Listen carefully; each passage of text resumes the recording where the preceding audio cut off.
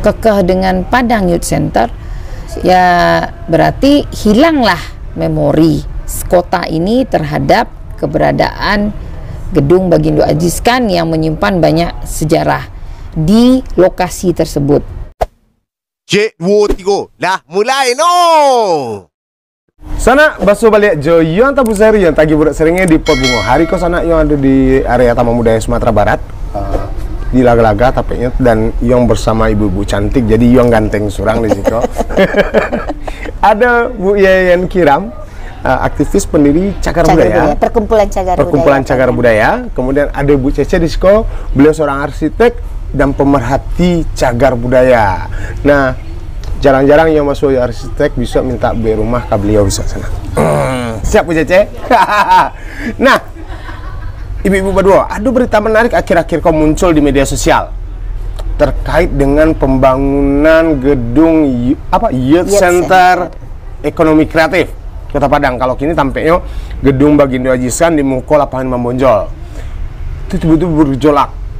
Ada yang komplain mengenai itu dianggap gedung cagar budaya kok dibuat seperti itu. Dan salah satu di media sosial yang sempat heboh itu ada Bu Yayan Kiram di sini. Coba jalan step, Bu. Sebetulnya persoalan apa sih pemerintah nih bangun untuk pemuda kok tiba-tiba ditentang? Ada kontroversi di sini, ada yang menolak, ada yang menerima. Itu kan demi kemajuan Kota Padang, apalagi untuk anak muda kecilnya. Bahas sih. Oke, makasih banyak ya sanak sadunya Pak Bahasa Minang, boleh campur-campur boleh ya. Boleh caranya tak boleh. Oke, sebetulnya yang pertama diingat tuh kita tidak menolak. Yang namanya pembangunan youth, karena itu kepentingan orang banyak dan itu ruang publik yang positif bagi kreativitas anak muda hari ini. Tetapi yang menjadi persoalan lokasi yang digunakan, bukan karena bangunan, tapi lokasi yang digunakan itu pernah menjadi bahagian dari saksi bisu sejarahnya Kota Padang sejak awal kota ini mulai berkembang menjadi sebuah kota. Sejarah apa sih? Di beberapa buku literatur selalu disebutkan sebelah timur Plain Venrom, itu artinya lapang memonjol, berdiri sebuah bangunan Societe Weg, artinya bangunan sosialita.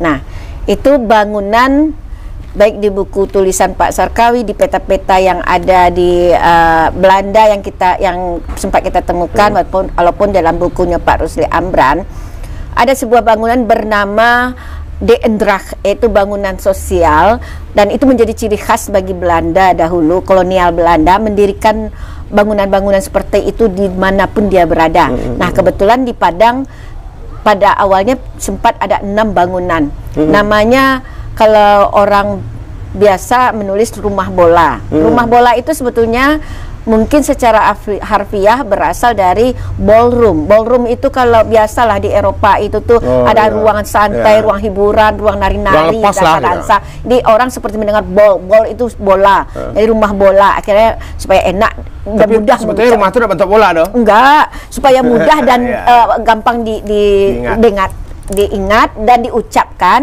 Dibilanglah rumah bola. Nah, itu rumah sebetulnya bangunan batu pertama. Jadi dahulu kolonial itu kalau membangun kan masih kayu karena menyesuaikan dengan iklim tropis. Nah, setelah ditemukan adanya bahan untuk pembuatan semen di Indarung, maka mulailah dicoba. Jadi itu bangunan batu pertama. Nah, itu pun rumah atau bangunan yang ditujukan untuk kelas elitnya. Jadi ada 6 dan yang tersisa sekarang 3. Kalau yang pertama yang di dekat Lapangan Muncul dahulu sebelum sekarang hancur ya. Kemudian gedung yang di Muara, pinggir Jalan Samudra, kemudian yang di sebelah kantor BPNB. Jalan Padang Pasir itu. Nah, itu rumah bola yang dibagi kastanya. Nah, yang di Imam Bonjol ini yang paling elit, itu hanya untuk kalangan militer. Yang di rumah bola agak untuk sipilnya. Nah, kenapa ini agak istimewa? Karena sejarahnya sudah panjang. Setelah dibangun 1840, kemudian ada yang nulis juga 1843, versinya sedikit berbeda. Rumah itu selain digunakan sebagai tempat nongki-nongki, hiburan, kemudian dikembangkan 1870 oleh Baumer karena seorang pemilik surat kabar Sumatera Barat dulu. Nah, dikembangkan bagian belakang. Jadi awalnya bangunan itu menghadap ke arah utara, arah Bank Mandiri sekarang. Jadi bukan menghadap ke arah depan. Nah, Bahkan bahagian bangunan itu pernah dijadikan perangko di Eropa, simbol mengingat sejarahnya itu pernah jadi perangko itu. Nah, kemudian karena kebutuhan dibikinlah bangunan memanjang semacam jadi aula dan ada pentas untuk orkestra oleh Baumer, dan itulah yang ada 12 pilar.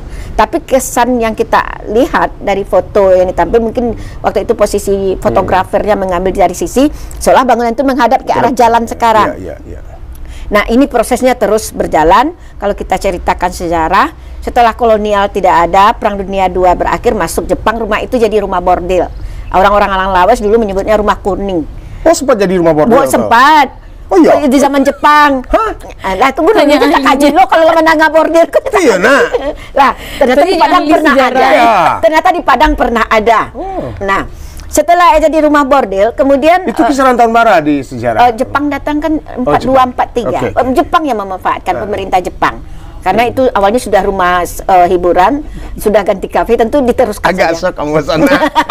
Jadi setelah Jepang, kemudian di zaman setelah revolusi digunakan oleh USIS, Lembaga United Amerika, sebagai pustaka dan pusat data. Dan di Indonesia cuma ada 6. Jadi kalau ada 6, hanya lembaga Lincoln Library di situ, artinya ini sangat penting Padang bagi forum orang lembaga internasional. Karena hanya 6 pusat data ini dibuat.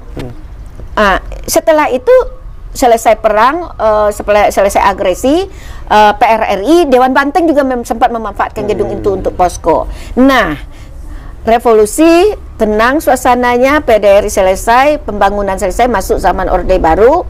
Oleh wali kota kita Pak Sahrul Wujud, gedung itu setelah PDRI kan timbul ide himbauan untuk menggunakan gonjong di gudang-gudang pemerintah. Nah, maka dirubah sedikit bagian depan yang diberi gonjong. Diberi gonjong itu yang kita kenal. Nah, oleh Pak Sahrul Wujud, wali kota kita, diberi nama Baginda Aziz Khan untuk menghargai jasa Baginda Aziz Khan sebagai wali kota. Dan itu menjadi gedung yang selalu digunakan siapa saja sejak itu. Bahkan mulai dari pelantikan wali kota, penataran P4, fashion show, sampai baralik, sampai perpisahan. Saya pun perpisahan SMP di sana. Sampai acara anak TK pun digunakan. Artinya itu betul-betul milik masyarakat dan warga kota. Siapa saja bisa pakai, asal jangan jamnya sama. Tapi ini perubahan gedung kalau berapa kali kok? Dari pertama mau mana? Artinya dari pertama yang Kentara itu 2 kali. Berubah bentuk atau berubah fungsi? Berubah, ya, fungsi dan bentuk mengiringi. Lah, karena setelah dibangun fungsinya sebagai rumah hiburan, dapat kabar bahagian depan itu terbakar. Waktu huru-hara revolusi. Makanya yang tersisa itu bangunan tembok yang asli yang dibangun Baumer yang terakhir itu yang terdiri dari pilar-pilar. Setelah kita lihat dari foto-fotonya ya, dan karena pernah juga ke dalam gedung itu untuk beberapa kegiatan dulu di masa Orde Baru, yang pilar-pilar yang bagian depan itu mulai disatukan, digabung-gabung. Jadi seperti tiang-tiang yang kita terlihat. Pada awalnya itu hanya pilar-pilar biasa. Nah, itu memang bangunan khas zaman kolonial. Yang jadi masalah kini apa? Nah, itu kan sejarah, bukti dari sejarah kota. Tapi tidak tahu kenapa kemudian hilang. Apakah memang dihilangkan oleh rencana pemerintah kota kini dengan membangun gedung youth center? Saya nggak tahu. Apakah sengaja atau benar-benar hilang karena ada alasan? Tapi secara hukum ini gedung sudah masuk cagar budaya atau belum? Ini kita kaji dulu soal hilang dulu. Karena ada dari pihak Pemko melalui Kasih Cagar Budaya mengatakan gedung ini sudah rusak karena gempa. Tetapi kalau itu alasan, seingat saya 2016 masih digunakan sebagai acara serah terima antara kantor dinas pendidikan guys ini? Enggak, gedung itu sebagai acara serah terima antara wali kota Fauzi Bahar dengan Pak Mahyedi. Itu 2016. Gempa kan 2009. Artinya tidak ada alasan, walaupun ada retak-retak kan tidak alasan, masih bisa digunakan. Kemudian alasan lain menurut yang saya dengar karena Pak salah satu keluarganya Baginda Aziz Khan bilang bukan di sini lokasi gedung yang pertama itu. Ini bukan persoalan di mana titik bangunan asli atau tidak aslinya, karena bangunan itu pun dibuat dari zaman kolonial dan sudah mengalami beberapa persoalan revolusi dan mengalami perubahan juga, baik perubahan bentuk dan perubahan fungsi kan. Tapi ini persoalan merawat ingatan sejarah kita di sana. Jadi yang kita bicarakan di sini adalah lokasi. Lokasi. Jadi Coba kita bawa ruang ingatan kita. Ada sebuah lokasi luas. Di situ ada sebuah bangunan. Nah, bisa saja bangunan ini kemudian karena kebutuhan, karena faktor ke estetika atau faktor apalah, atau faktor ekonomi atau faktor kepraktisan, digeser ke kiri, digeser ke kanan atau digeser ke depan. Tetap saja itu sebuah lokasi yang bernilai sejarah. Nah, soal undang-undang, saya masih ingat 93 waktu masih di tata kota itu masuk dalam daftar yang kami usulkan sebagai bangunan dan objek cagar budaya. Tetapi kemudian karena itu tidak lagi diikuti karena sudah merasa aman, tahu-tahu dalam daftar cagar budaya 2018 tidak masuk lagi. Nah, ini kan tidak lazim, sesuatu yang aneh. Bangunan di pusat kota yang jelas-jelas sudah ada sejarah, berusia lebih 50 tahun sesuai dengan Undang-Undang Cagar Budaya nomor 11 tahun 2010. Setiap bangunan yang atau objek yang berusia lebih 50 tahun otomatis masuk. Nah, sementara rumah-rumah penduduk biasa, beberapa bangunan juga di depan itu masuk. Masa ini sebuah lokasi yang sudah jelas sejarah dan semua orang tahu, dan sejarah itu bisa diakses di mana saja. Berarti sebetulnya IKO-nya masuk dalam bagian cagar budaya. Harusnya, tapi itu tidak dilakukan. Makanya pemerintah kota bebas saja merubahnya dan membongkarnya. Itu yang tadi mengecek, nak, seperti itu. Mbak Bu Cece Mandangko sebagai arsitek dan sebagai pemerhati cagar budaya Kota Padang, apakah benar kok yang disampaikan Bu yang kirim, atau Bu Cece punya pandangan yang berbeda? Baiknya Giko. Satu, kalau dari sejarah, Ambu yakin Bu Yeyen kan memang dari dulu lah concern di situ ya. Ya, satu mungkin itu kita pegang lah dulu yang tadi hasil kesimpulan dari Bu Yeyen itu sebagai suatu yang perlu kita pertimbangkan. Nah, prinsipnya sebenarnya gini, kalau sekarang semua orang mengatakan kan tidak ada lagi tinggalan di situ. Lalu mereka berpegangnya memakai kitabnya adalah Undang-Undang Cagar Budaya, Undang-Undang nomor 11 tahun 2010. Tapi sebelum undang-undang itu sudah ada undang-undang sebelumnya yang memang ini adalah pengganti undang-undang itu. Nah, undang-undang yang kita pakai sekarang ini terkadang memang jadi senjata. Kan itu sudah hilang sebelum undang-undang ada. Tetapi kita bisa berpegangnya dulu dengan SK Wali Kota tahun 1998 nomor 03. Itu kan menetapkan ada 74 bangunan cagar budaya, dan saya lupa ada 3 atau 4 kawasan cagar budaya.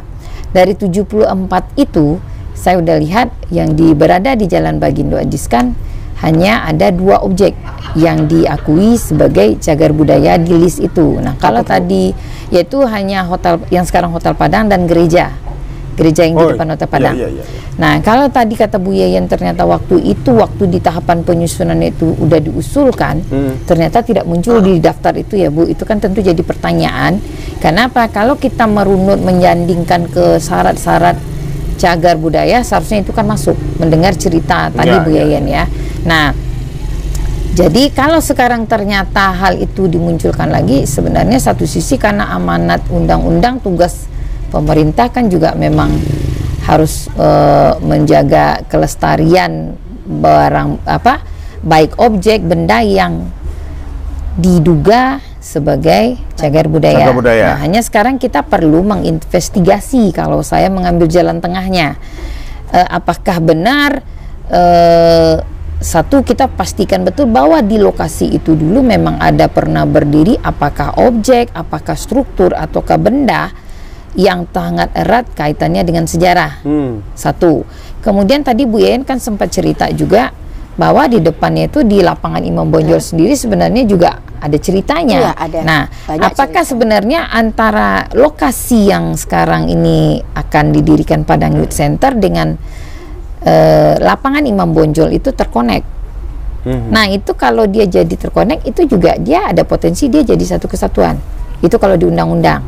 Nah, itu yang saya garis bawahi, berarti perlu setidaknya ada investigasi tentang hal itu. Satu, tujuannya apa? Kita memang di situ akan melihat apakah memang dengan kondisi yang sekarang itu masih ada tinggalan yang kita temui. Tinggalan ini berupa? Tinggalan ini bisa aja, misalnya cuma tinggal tangganya, tinggal cuma dindingnya, tinggal cuma patungnya, tinggal cuma kolomnya. Kalau itu masih ada, itu masih bisa secara hukum ya, kalau itu memang ternyata setelah nanti diinvestigasi memang betul dia memenuhi syarat sebagai cagar budaya, ya itu berarti cagar budaya. Nah, seandainya pemerintah kota tetap mendirikan Padang Youth Center dan menyampingkan persoalan cagar budaya tadi, secara hukum kena. Ya berarti kan mengabaikan apa yang ditetapkan di undang-undang. Tapi undang-undang itu kan tidak boleh dah. Undang-undang apa yang bukan undang-undang, yang mengecen bahwa gedung itu tidak masuk bagian cagar budaya gitu. Itu kan dihilangkan. Betul. Kelalaian itu Dihilangkan. Tapi sekarang kan yang saya baca dari ininya Bu Yeyen kan sempat mengatakan ada lokasi panggung ya Bu ya. Itu sendaknya perlu diinvestigasi. Iya, aku pun pernah nari tuh. Nah, kalau ternyata nanti hasilnya memang kan bisa kita cocokkan ya. Memang ternyata Bu ini ternyata bukan. Ya udah, kita juga nggak bisa lagi. Tapi gedung yang sekarang itu, yang sebelum kau dibangun, yang beratap, yang dipakai oleh kantor dinas kebudayaan itu kan memang. Nah itu kan gedung tuh nggak itu loh, lah barangkali di tuh gitu kan. Sebab menjadi kantor Satpol PP juga kan sebelahnya. Itu fungsinya yang berubah. Nah, maksudnya gedung itu sendiri kan sudah berubah. Gedung itu bukan cagar budaya. Kalau gedung yang sekarang ya, tapi persoalannya adalah yang perlu kita lakukan investigasi gini. Saya ulang lagi, kan memang sempat ada foto yang kelihatan foto pasca gempa ya Bu ya. Gedung Pertemuan Bagindo Ajiskan yang beratap bergonjong itu ada fotonya yang sisi kirinya itu sudah hancur, sisi kanannya utuh, bersanding dengan bangunan yang sekarang akan dijadikan Padang Youth Center. Nah, itu kita harus pastikan yang terpotong ini benar-benar dulu dipotong,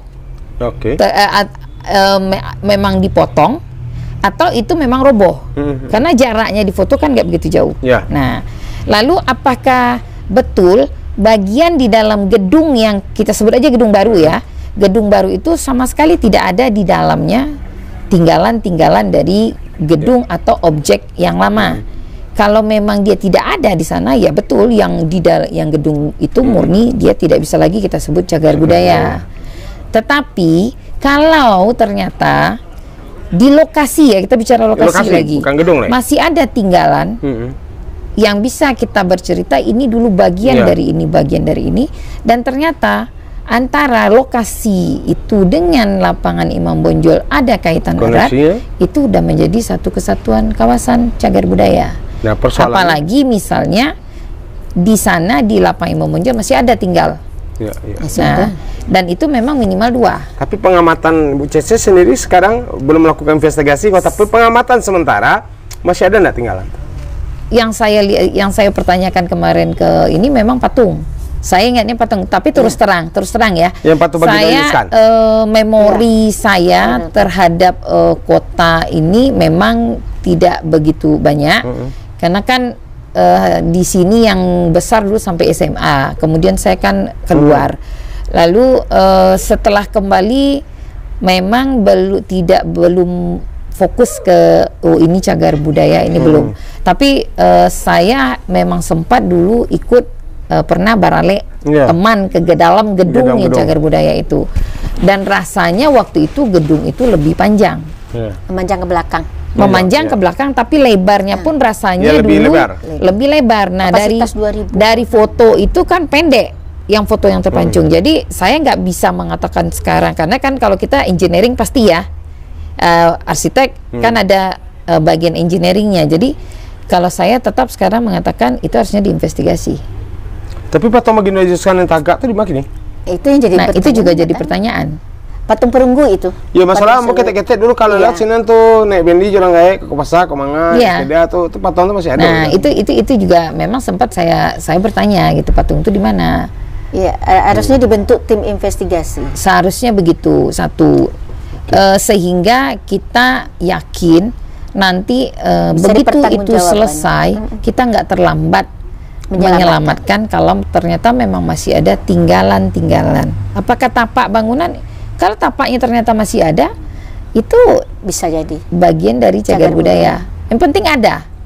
Walaupun gedung Padang Youth Center tetap di Tagaan, enggak masalah. Enggak masalah sebetulnya. Masalah, tapi, karena udah kondisinya udah hancur. Iya, tapi yang paling penting tuh. Tapi yang bagian masih kalau ternyata masih ada ya. ya itunya harus dijaga. Nah, hanya sekarang kalau di dalam kita konsep arsitektur ada yang namanya adaptif. Kita tidak pula terpaku kalau sebuah benda cagar budaya kita tidak apa-apakan, tidak boleh diapa-apakan, kita hanya memandangnya aja bak hantu atau bak patung yang tidak boleh diganggu, enggak. Kalau di arsitektur sebenarnya kan cagar budaya itu bukan berarti kita mengenang masa lalu tapi kita nggak bisa ngapa-ngapain. Tetap itu harusnya bisa dimanfaatin. Nah, yang jadi masalah kini sebetulnya apa? Ketika kok ada komplain kontroversi ketika pemerintah mencoba membangun Padang Youth Center, kemudian sebetulnya bangunannya baru gitu. Ada oposisi apa yang sedih dipersoalkan? Apa karena pemerintah tidak mau mengakui bahwa Iko bagian dari cagar budaya sehingga penggiat-penggiat dan aktivis Iko komplain atau apa sih sebenarnya gitu? Kalau yang ambo menangkok sebenarnya itu karena kalau ambo tangkok Giko, kok dari kacamata orang awam lah ya. Dulu awak tahu waktu kete-kete di situ adalah gedung pertemuan Bagindo Ajis. Iya betul. Terus tiba-tiba gedung tuh hilang. Ambo je nak tahu sadar ada yang hilang di kalau lewat. Kok jadi kosong ya? Terus tiba-tiba berdiri gedung dengan atap prismanya 2 sisi. Kemudian berubah pasca gempa sempat terbengkalai lalu menjadi kantor distrik. Lalu sekarang kemarin habis pencanangan kan kita lihat sudah berubah lagi bentuknya yang heboh gitu kan. Nah, itu diberi nama Padang Youth Center. Lalu memang ada di bawahnya title-nya Creative Hub dan Community Hub. Nah, persoalannya sekarang kita nggak lihat Creative Hub dan Community Hub, bagi saya fungsi. Tapi nama gedung Padang Youth Center di memori kita dulu itu adalah di situ ada gedung Bagindo Ajis kan. Ya otomatis nanti di anak cucu kita yang namanya memori kolektif itu akan hilang. Yang taunya hanya Padang Youth Center. Apalagi tapi kan lebih keren, lebih gaul.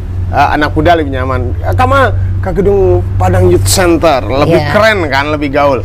Nah, mungkin itu strategi pemerintah barangkali karena wali kotanya masih anak muda yang gaul. Boleh saja, tapi pertanyaannya apakah kita akan mempertahankan cara keren dengan cara seperti itu? Wali kota kita kan sering lebih keren. Contoh Padang Night Market yang di Permindo dulu, kemudian pandemi mati karena pandemi, gitu kan? Itu kan gaul bahasa-bahasa. Konsistensi membangun itu kan bukan berarti. Nah, beliau kan konsistensi menggunakan bahasa Inggris. Jadi kan sekarang kita sering mendengar pejabat-pejabat ini pidato balik ke nagari, balik ke identitas diri. Apa sih konsepnya balik ke nagari? Kan itu sebenarnya kuncinya gini sebenarnya Bu Yayan. Kita kan sebenarnya memang bebas pilihannya. Maksudnya kita mau membangun itu kan tujuannya untuk kemajuan. Tapi kemajuan itu targetnya seperti apa? Kalau sekarang bidikannya kan yang bertangkap bidikannya semua pariwisata. Apapun juga pariwisata akan ujungnya adalah outcome-nya itu pariwisata, dan di mata stakeholder itu akan menambah pemasukan, perputaran ekonomi kan itu sebenarnya. Di samping memang menjual nama Kota Padang keluar, kan itu intinya kan. Nah pertanyaannya sekarang, kalau kita lah Inggris loh, orang Inggris datang kemari, tapo kasawa, ada kan? Jadi sebenarnya kan kita kembali ke konsep dasar pariwisata. Orang-orang pasti niopai kama-kama karena mencari sesuatu yang berbeda dari nagarinyo. Kan itu. Yang dicari dia itu adalah inya pingin melihat kebudayaan yang berbeda dengan kebudayaan dia. Lokasi yang berbeda dengan lokasi dia. Itu yang ingin mereka cari, karena kan konsepnya mereka kan untuk menyenangkan hati, untuk refreshing. Aku memang aneh. Nah, contoh lari STA cari toko. Nama daerah saya bahasa Indonesia kan Bandar Buat, nah jadi Bandar Buwe kan. Yang paling mantap tuh kan Parak Karambia, jadi Parak Kerambil. Artinya jadi lain lah. Nah, jadi awak balik saya lain. Nah, yang kita maksud itu, yang ambo suarakan tuh merawat ingatan kolektif. Jangan gedung Iko dibangun, tagak gedung ko, kemudian generasi ke belakang awak nggak tahu lah bahasa itu adalah gedung Bagindo Ajis kan ada nilai sejarah di sini. Lebih dari sekedar itu, mereka akan lupa bahwa Padang ini bukanlah sekedar kota biasa. Dia merupakan kota yang sangat diperhitungkan di forum internasional sejak abad 18. Salah satu bukti jadi perangko. Nah, kemudian buktinya di abad-abad itu kita mengalahkan Medan loh. Kita metropolis ini dulu. Makanya di sini sudah berdiri Kadin, sudah berdiri Bank Ekspor Impor, Kalau itu Bu Yen Kiram Sabi, kini dulu Pekanbaru Jawa tinggal ada. Nah, artinya kenapa? Karena abai.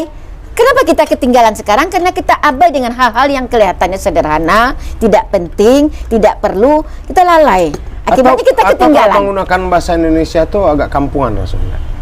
Ketinggalan aja ke kota lain maksudnya. Kembali kepada diri sendiri dan nasionalisme yang kita miliki. Kalau nasionalisme, kalau taman budaya apa namanya, kalau di Inggris kan lancak aja, di Inggris kan sado taman budaya itu harus jadinya tuh culture building gitu ya. Culture building atau garden. Taman kan garden. Nah, garden ya. Itu dipaksa gitu kan. Nah, sahabat tuannya, tuntutan yang dibunyikan, bahkan ada petisi bagai. Iya, kami petisi dukungan. Petisi itu menolak ya. Isi petisi itu bukan menolak, tapi melindungi kawasan itu menjadi bangunan cagar budaya di Balian. Nah, tuntutannya ke pemerintah kota kini apa? Kita tidak menuntut, kita hanya menawarkan solusi. Solusinya ada alternatif, bisa dicari jalan keluar untuk merawat ingatan kok. Youth Center kenapa tidak bikin aja ini gedung seperti kami bahas? Nama, dari segi nama tidak. Ya, kita bikin aja ini nama Gedung Bagindo Ajiskan. Tetap namanya. Tidak, itu sudah cara bisa nggak perlu pakai pertemuannya karena kan fungsinya fungsi akan beda. Gedung Bagindo Ajiskan, nah, nanti atau gelanggang remaja Bagindo Ajiskan. Gelanggang remaja bisa itu. Kalau GOR kan gelanggang olahraga Salim, gelanggang olahraga remaja Bagindo Ajiskan. Kan keren itu. Kayak menurut Abo ya. Keren menurut Bu Yen, tapi menurut Pak Wali yang sangat muda belia mungkin enggak. Iya, tapi dengan nama itu ya kita sudah otomatis ingatan orang kan tahu. Seandainya memang tidak ditemukan lagi benda-benda yang menunjukkan bahwa itu jadi cagar budaya, tidak masalah. Lokasi itu ya berarti memang hilang lah di situ. Hilang ya. Jadi tapi bukan berarti. Tapi kita meminta kolektif memori kita tetap ada di sana. Iya, kolektif memori yang paling penting. Dengan cara ya Bagindo Ajiskan tuh ada di sana. Itu kan tanggung jawab moral. 30 tahun, 40 tahun mendatang itu akan jadi pertanyaan. Nah, langkah-langkah apa kini yang akan dijalani sama Bu Yen untuk mengkritisi hal itu? Apakah sebatas heboh-heboh di media sosial? Enggak, kita kan sudah jalan petisi. Kemudian kita sudah bawa kawan-kawan dari Forum Heritage Indonesia itu sudah menaruh perhatian karena memang ini bagian dari tanggung jawab moral juga kerjasama. Nah, kita berharap pemerintah kota juga mendengar. Kan pemerintah tidak hanya harus jadi wali kota kan punya staf, punya jajaran, kan itu bisa dibahas. Jadi kita bukan saingan, bukan, warga kota adalah mitra.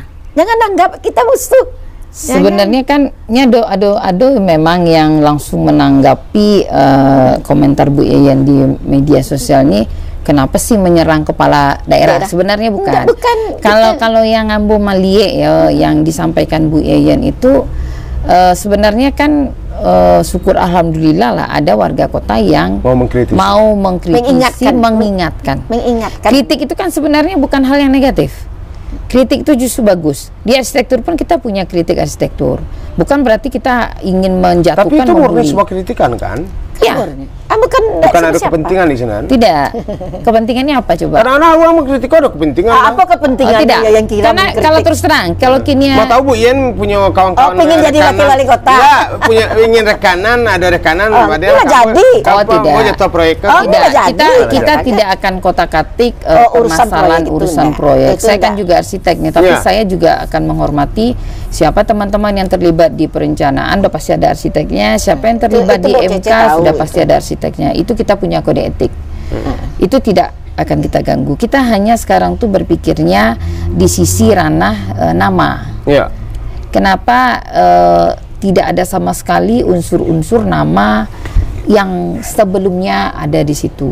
Tapi tidak menuntut kan harus diadakan balik yang bentuk-bentuk cagar budaya. Kalau kini kena masuk di cagar budaya, tapi ada tuntutan untuk mengembalikan itu masuk ke cagar budaya. Kalau untuk kalau selagi ada tinggalannya itu memang kalau kita investigasi memenuhi persyaratan itu mutlak cagar budaya. Siapa orang yang menginvestigasi? Yang harusnya adalah pemerintah kota melalui tenaga ahli cagar budayanya. Ada tenaga ahli.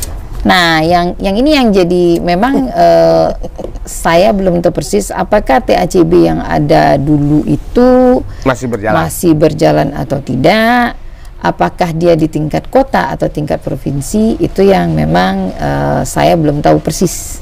Atau Ambo sebagai host karena boleh saja membuat kecurigaan. Bukan kecurigaan sih, bukan Ambo yang curiga, ibu-ibu kok. Atau ibu-ibu curiga bahwa Iko semata-mata hanya persoalan proyek tanpa memikirkan hal-hal yang seperti itu tadi, yang cagar budaya, kan? Merawat ingatan, sehingga ibu-ibu kesal kan.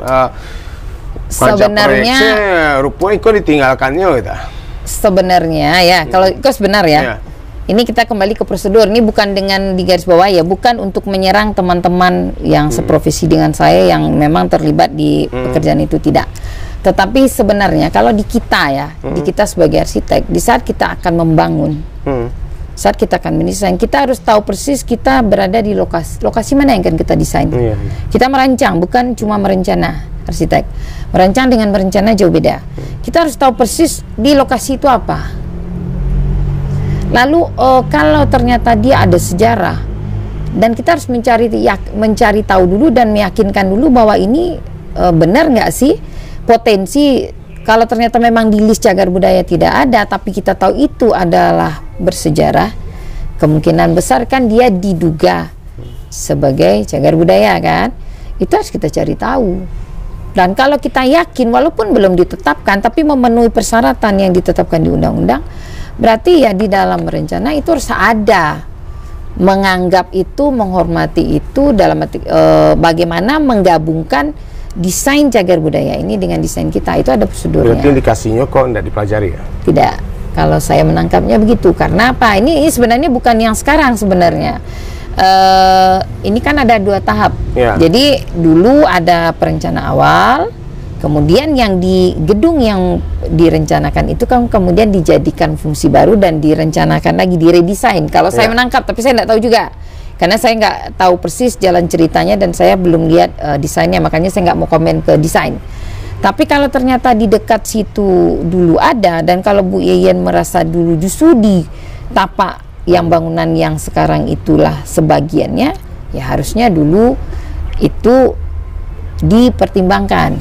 Kini kan tidak bisa pertimbangkan ya. Kini kesananya tidak bisa pertimbangan, tidak bisa lah. Oke. Tapi setidaknya dari segi nama ganti. Ya kalau harapan kami begitu. Direspon lah. Direspon. Jadi dia tidak hilang sama sekali. Ya, kan keinginan awak kan, tujuan output awak itu kan, gerakan awak kok kan mengembalikan kembali sejarah dan memori. Nah, apa langkah Bu Yeyen kini dengan kawan-kawan? Ya itu tuh. Ngajak wali kota dialog atau apa? Ya kenapa ngajak? Bukannya nggak etis lah kita, masa warga mengajak wali kota? Mau tahu apa tidak sopan? Tamu siapa wali kesinan? Jangan lah, sagan wadenya ini sibuk banyak urusannya katanya. Cuman paling tidak itu kan didengar. Nah, awak jangan sampai ini jadi beban nanti, beban sejarah. Ini akan jadi beban sejarah satu saat nanti, dan akan menjadi beban moral juga bagi pemerintahan berikut. Pak, berbicara Kota Padang ini, artinya ada bangunan cagar budaya yang basera seperti itu Kota Padang. Bu Cece menanggapi kondisi yang terjadi dengan gedung-gedung cagar budaya yang ada di Kota Padang. Kota Padang saja dulu. Apakah pemerintah kita cukup peduli dengan itu, atau hanya sebatas Bu Cece dan kawan-kawan yang peduli, tapi tidak punya kekuatan untuk berbuat lebih? Ya kalau di sisi kami, terus terang, kami sangat peduli, tapi kita tidak punya kekuatan karena kita kan itu bukan aset kita. Satu, kalaupun itu aset pemerintah, tidak serta-merta kita bisa turun tangan membantu melestarikan, karena kan keterbatasannya terkadang begitu kita mau melestarikan aset pemerintah, prosedur tender segala macam. Bahkan bicara saja sekarang sudah. Bahkan bicara pun susah. Nah, kalau dari wacana-wacana yang dilontarkan pemerintah, sebenarnya beberapa wacana ada yang menunjukkan ada mulai peduli terhadap pecagar budaya, terhadap tinggalan-tinggalan. Tetapi sampai sejauh ini yang saya lihat itu adalah wacana-wacana itu kalah cepat dengan waktu, karena seiring dengan itu yang cagar budaya semakin habis. Yang sudah kita tetapkan sudah semakin habis, yang diduga saja juga semakin habis. Nah, apakah tidak ada keinginan dari pihak pemerintah kota untuk membuat sebuah tim yang isinya adalah orang-orang seperti Bu Yen, Bu Cece, yang sangat peduli? Artinya bukan persoalan kalau masuk tim PT sekian, bukan, tapi rasa kepedulian yang tinggi terhadap cagar budaya, dan orang yang di tim ini punya kekuatan untuk memberikan intervensi atau memberikan masukan atau apa yang punya kekuatan sehingga cagar budaya ini terlindungi. Enggak, ini sebetulnya membingungkan juga ini. Kenapa ya? Kami mendirikan perkumpulan cagar budaya ini sejak 2016. Salah satu teman kita yang mendirikan justru ada di bagian pemerintah, di bagian cagar budaya. Jadi kalau dibilang kita tidak terkoneksi, salah juga. Kalau di bagian pemerintah, salah kita, karena di bagian salah satu teman kita yang ikut mendirikan PCB ini juga ada, kita libatkan kawan-kawan dari pemerintahan juga. Ya, tapi ketika bos memerintahkan atau nah kan ya, makanya saya bilang ini agak rumit jadinya persoalan. Makanya maksud Ambo tuh lembaga independen yang kemudian bersinergi dengan pemerintah tapi tetap independen, tidak ada kepentingan-kepentingan khusus di sini, tapi mempunyai kekuatan untuk melakukan intervensi terhadap kesalahan-kesalahan gitu. Bisa enggak itu dilakukan kira-kira? Menurut Bu Cece, Pak? Seharusnya ada. Tapi kini kan ada. Ya benar ada.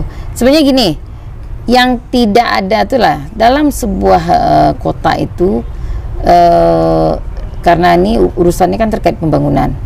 Terkadang kan begitu berganti pemerintahan, tujuan pembangunannya berubah. Yang tadi udah itu visi berubah, semua apa yang digerakkan juga berubah. Nah itu kan harus ada kontrol.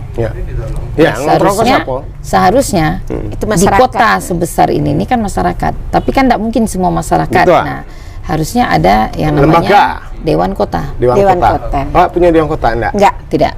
Dari dulu saya udah pernah yang ada itu di Kota Padang. Nggak cukup DPRD saja. Tidak itu bisa. Dewan Legislatif. Beda. fungsi. Dewan Kota itu adalah yang bisa membantu pemerintah memberikan pandangan-pandangan pendapat terkait rencana-rencana pembangunan. Memang kota-kota lain punya? Punya. Sudah ada aturan Mendagri-nya itu. Semua kota Dewan punya. Kota punya di. Dan siapa yang memilih anggota Dewan Kota kau? Masyarakat sendiri. Itu tentu nanti di-SK-kan oleh wali kotanya.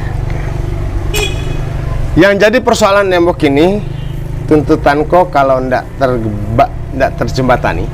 Pertama taruhlah masalah cagar budayanya habis, kemudian masalah namo. Apa sih yang mau dilakukan ibu-ibu ini?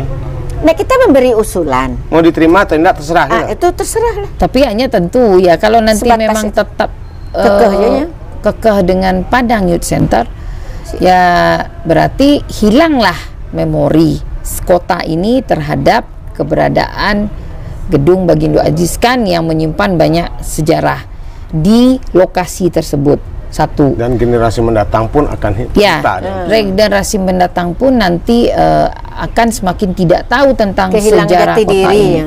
Kota ini nanti tidak akan ada jati dirinya.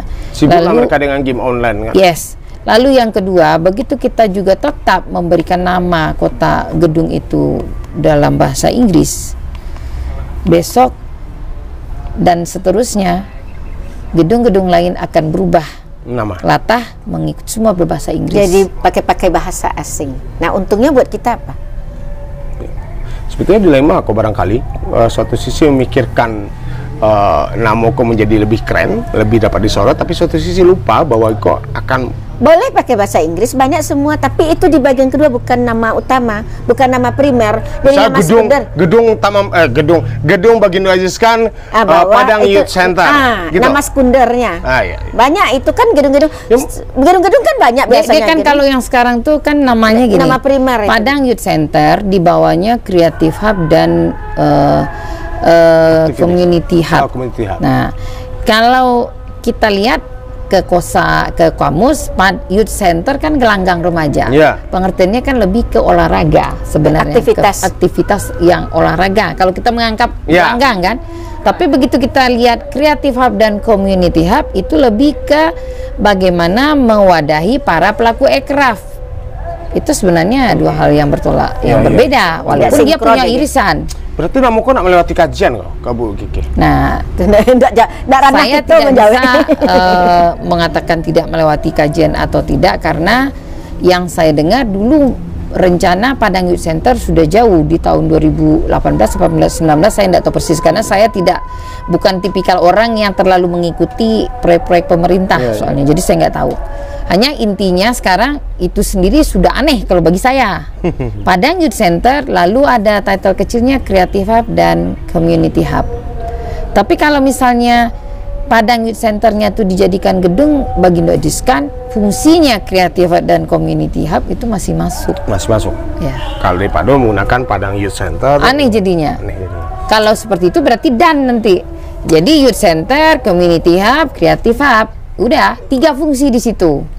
Dan Ambos berharap ikut didengar semua wali kota, dan wali kota bisa mengundang ibu-ibu yang sangat kritis kok, dan yang jelas tujuan mereka bukan Ambos berpihak, Ambos sangat independen sebetulnya di Siko. Setidaknya ibu-ibu kok memperjuangkan sesuatu untuk masa depan negeri kok, untuk memberikan pengetahuan kepada anak cucu ke depan. Betul. Gitu. Kalau seandainya ibu-ibu ditunjuk sebagai tim di Siko, bersediakah? Tentu bersedia kalau kita berani. Emangnya selama ini gerakan kita dibayar-bayar? Kita peduli cagar budaya ini kita juga berbayar. Kadang-kadang orang kan masuk tim lebih kecil kan orang ya. Nah itu kan sebenarnya kalau di saya itu bagian dari tanggung jawab pengabdian profesi, tanggung jawab moral kita. Arsitek itu bukan hanya dia bagaimana mencari proyek, tapi dia juga punya tanggung jawab pengabdian profesi. Tapi apapun kritik yang disampaikan bukan kebencian pada sosok seorang wali kota. Nggak ada hubungannya dengan. Tapi kok hanya usul perjuangan. Ini hanya demi kota juga, tidak ada hubungannya dengan unsur. Jangan identitas kota kita hilang. Itu saja persoalan. Ada terakhir yang Kak Cece sampaikan, silakan. Saya hanya berharap Kota Padang ini dalam pergerakan pembangunannya tidak menghilangkan jati diri kota ini terkait dengan sejarahnya di masa lalu, karena itu sangat penting, karena itulah yang akan dicari kelak oleh satu orang turis mancanegara, dan itu pula lah kelak yang menjadi kebanggaan anak cucu kita di masa depan. Yang kira mana yang disampaikan? Itu kota akanlah punya banyak beban. Awak menjadi warga kota pula punya banyak beban, dan tambah beban lagi dengan hal-hal seperti itu. Kok akan jadi beban sejarah nanti. 2-3 generasi lagi ini akan menjadi dosa sosial bagi kita. Dosa sejarah, dosa sosial, dan dosa kita sebagai warga kota tidak mengingatkan. Kecuali kita tidak tahu. Cik 2 3 lah habis anak lah no habis